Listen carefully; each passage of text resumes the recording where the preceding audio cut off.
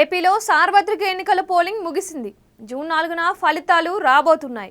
ఈ సమయంలో ఏ నియోజకవర్గంలో పరిస్థితి ఎలా ఉండబోతోంది, ఎవరికి విజయ అవకాశాలు ఉన్నాయి, ఎవరు ఓట్లను చీల్చబోతున్నారు మొదలైన చర్చలు తెరపైకి వస్తున్నాయి.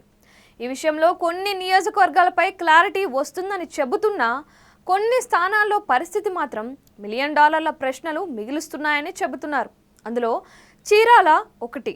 సార్వత్రిక ఎన్నికల పోలింగ్ ముగిసిన అనంతరం ఫలితాలపై తీవ్ర చర్చ జరుగుతున్న సంగతి తెలిసిందే. ఈ సమయంలో ప్రకాశం జిల్లాలోని చీరాల నియోజకవర్గంలోని పరిస్థితిపై ఆసక్తికర చర్చ మొదలైంది. ఇందులో భాగంగా ప్రకాశం జిల్లాలోని చీరాల నియోజకవర్గంలో అటు వైసీపీ ఇటు టీడీపీ మధ్య బిగ్ ఫైట్ కన్ఫర్మ్ అని భావిస్తున్న సమయంలో ఆమంచి కృష్ణమోహన్ రూపంలో ట్రయాంగిల్ ఫైట్ తెరపైకి వచ్చింది. వాస్తవానికి చీరాల నియోజకవర్గం నుంచి వైసీపీ తరపున తనకు టికెట్ దక్కుతుందని చివరి నిమిషం వరకు ఎదురు చూసిన ఆమంచికి షాక్ తగిలింది. రకరకాల సమీకరణల నేపథ్యంలో ఆ టికెట్ టీడీపీ నుంచి వైసీపీలో చేరిన కరణం వెంకటేష్కు దక్కింది. దీంతో కాంగ్రెస్ పార్టీలో చేరారు ఆమంచి. హస్తం గుర్తుపై బీఫామ్ తెచ్చుకొని ఆ పార్టీ నుంచి చీరాల ఎమ్మెల్యే అభ్యర్థిగా పోటీ చేశారు. ఇక్కడ టీడీపీ తరపున మాల కొండయ్య యాదవ్ పోటీ చేస్తున్నారు. దీంతో చీరాలలో బలమైన ట్రయాంగిల్ ఫైట్ తెరపైకి వచ్చింది.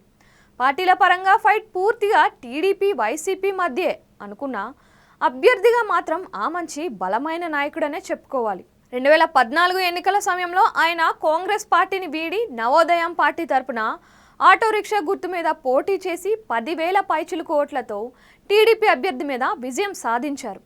అనంతరం వైసీపీలో చేరి 2019 ఎన్నికలలో ఆ పార్టీ తరపున పోటీ చేసి టీడీపీ అభ్యర్థి కరణం బలరాం మూర్తి చేతిలో 17,000 ఓట్ల తేడాతో ఓటమి చవిచూశారు.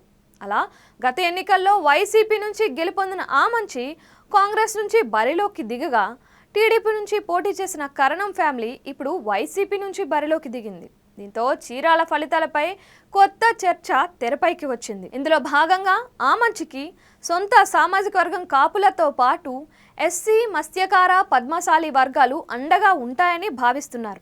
పైగా ఎమ్మెల్యే స్థానం వరకు తమకు ఓటు వేయాలని, ఎంపీ ఓటు ఎవరికి నచ్చినట్లు వారు వేసుకోవచ్చు అనే టైపు ప్రచారం ఆమంచి చేశారని చెబుతున్నారు. దీంతో ఈ తరహా ప్రచారం కారణంగా వైసీపీ ఓట్లు చీలుతాయా, కూటమి ఓట్లకు గండి పడుతుందా అనే ఆందోళన ఆయా పార్టీలో మొదలైందని టాక్ వినిపిస్తోంది.